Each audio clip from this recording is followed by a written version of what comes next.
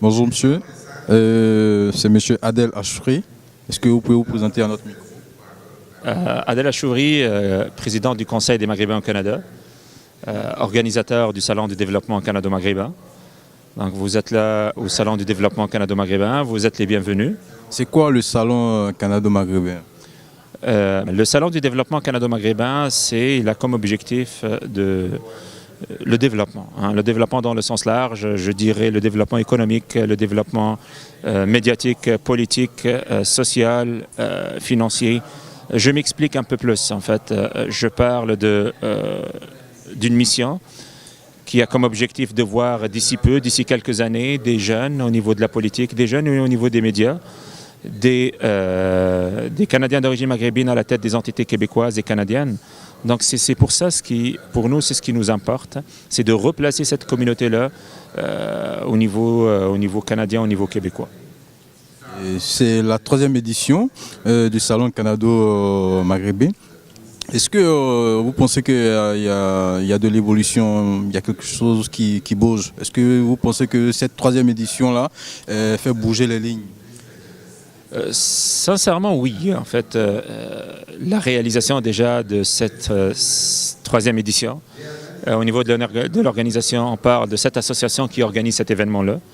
Donc, c'est déjà en soi une belle chose. Deuxièmement, au niveau des invités, au niveau des plateaux, au niveau des participants, c'est quelque chose de nouveau.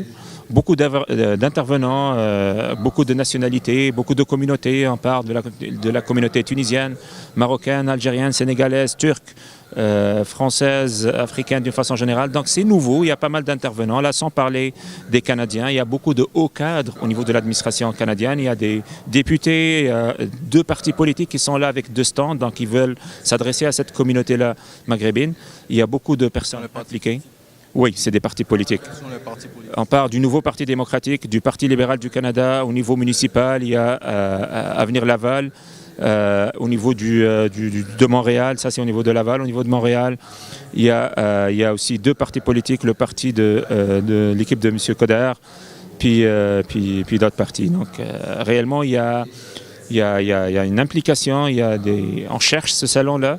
Et c'est en soi une bonne affaire pour qu'il y ait des jeunes, on voit des jeunes, des cadres, qui sont capables de montrer leurs valeurs et de devenir d'ici peu des joueurs assez importants au niveau de la société québécoise. Et c'est l'objectif du salon, c'est qu'il faut qu'il y ait une élite qui sort de ce salon-là. Il faut qu'on découvre au bout de ce salon-là tout le temps une dizaine, une vingtaine, une centaine de jeunes, de cadres, qui sont capables de prendre la relève par la suite.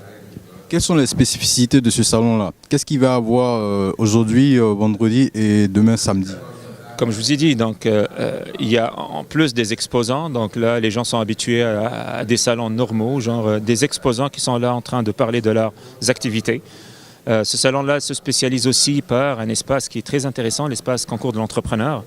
Donc Desjardins, avec l'Excellence Conseil Formation, présente cette année-là ce concours-là, le concours de l'entrepreneur. C'est un concours, il y a, je pense, 280 personnes qui se sont inscrites à ce concours-là. Ces gens-là sont venus pour passer l'examen, pour passer l'épreuve et pour réseauter aussi avec les hauts cadres en entrepreneuriat. Demain, il va y avoir la finale. Il va y avoir 2 pointures qui vont être présentes pour la remise des prix. On parle de Daniel Henkel, on parle des députés libéraux Frank Baylis, qui est le président de Baylis Medical, l'une des les plus grandes compagnies au monde au niveau médical. Donc il y a des plateaux, on parle de l'islamophobie, on parle du financement et de l'investissement comme ce que nous sommes en train de voir.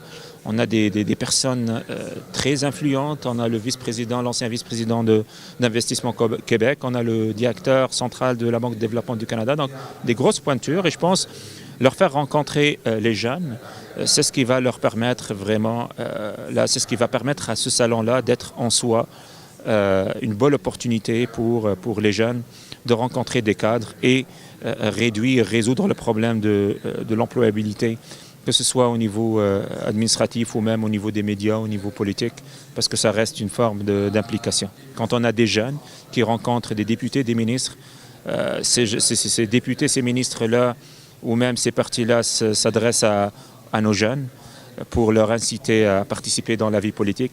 Et c'est l'une des missions du salon. Comment arrivez-vous à renforcer les liens entre le Canada et le Maghreb?